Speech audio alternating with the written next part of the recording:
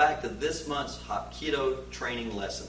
Guys, today we're going to use a basic pressure point right here behind the ear and at the top of the jawline. It's in this area. I'm actually going to come a little closer to the camera so you can see. It's going to be in this area right here. You can take your hand and place your index finger across your face and put your own thumb in there and dig, and you'll feel it immediately. There's one right there, and then slightly below and at the top of the jawline as well. But the one at the top of the jawline is a little deeper to get to, so I like to go here into the one right in the little nook behind the ear. Now, we're going to utilize that pressure point. I'm going to show you the correct way to do that to help you finish a rear naked choke. Now, another thing I want to show you is the way that I'm going to make my hand position. I'm not going to make a regular fist when I do the pressure point. I'm going to actually take this thumb and put it into the top. Then what's going to happen, I'm going to lay these knuckles across his face, and I'm going to dig this knuckle of the thumb in behind the ear, and it's going to set up and open the neck up by making him lift the chin just enough for me to sink the choke in. Watch closely. Let's put him in a seated position. Thank you, Jesse.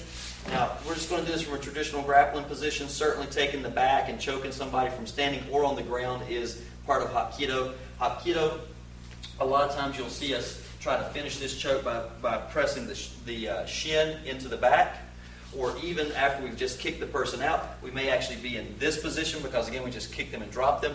Here today, let's go ahead and lock into them and go to a full-out ground position. So my legs are in, feet are out, because, again, in this I don't like to cross my legs because it's easy for him to throw a leg over and footlock me if my legs are crossed. So I start to go for the choke, and he drops his chin. I go to that hand position we talked about. I put the knuckles right across the face. I dig that in right behind the ear. It opens the chin up, and here I am.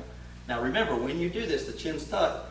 As I go in and I push, he's very sensitive. It's going to make him turn the head one way or the other. The whole time that happens, I'm already lifting up with this arm to start working it in. When I go to the choke, I go all the way up as high as I can. I finish by squeezing with this arm, pushing with this hand, and rowing back with my large back muscles. So again, don't just go in there and grind on the pressure point and forget to do anything with the hand that goes under the chin. The whole point is to get that hand under the chin. So when you use the pressure point, as soon as you feel any space, shoot that choke in and finish it up. Again, pressure points are great for creating space. They're great for transitions. Certainly there are ways to knock people out utilizing pressure points.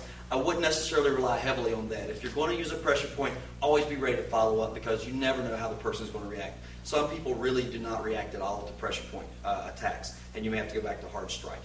Good luck and train hard.